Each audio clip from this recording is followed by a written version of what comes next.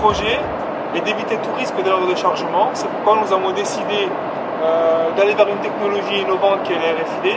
C'est d'associer en fait le numéro que nous avons sur nos étiquettes principales à un tag RFID. Il s'agit de venir vérifier l'identité de la bobine au travers d'un système de lecture qui équipe chacun de nos ponts. L'usine de Dudelange produit environ 50 000 bobines par an. Les bobines en sortie des lignes de production sont pesées pour ensuite être étiquetées. Avec un dispositif spécifique, l'opérateur recopie le numéro de la bobine dans la mémoire de la puce RFID.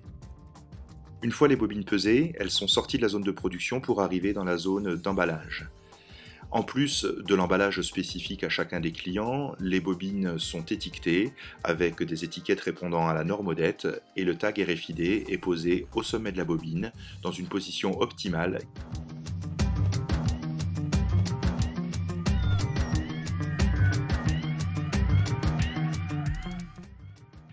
Le pontier va maintenant emmener la bobine dans le stock qui comprend en permanence environ 17 000 bobines. Pour optimiser le système de rangement du stock, un système appelé Penta va permettre de gérer l'emplacement de chacune des bobines dans le stock.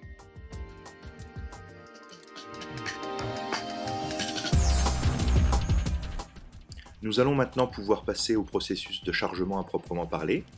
Les chauffeurs routiers sont accueillis par un responsable qui va leur remettre les documents de transport. Cette personne dispose également d'un système qui lui permet de monitorer l'état des différents lecteurs RFID en service sur le site. Pour chaque chargement, chaque chauffeur est équipé d'un badge RFID avec lequel il doit venir s'identifier à quai comme cela. Le pontier est alors informé du numéro d'expédition qui va avoir lieu sur un quai. Le logiciel de gestion de stock permet de localiser la bobine.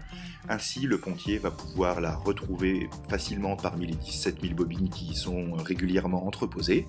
Et alors, au moment où il va soulever cette bobine, son identifiant va être contrôlé par le système RFID.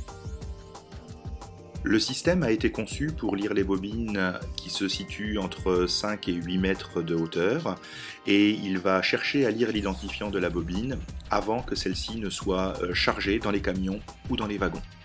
Pour cela, le logiciel va afficher un petit logo qui va passer du orange synonyme d'une détection en cours au vert à partir du moment où l'identifiant de la bobine aura été contrôlé positivement.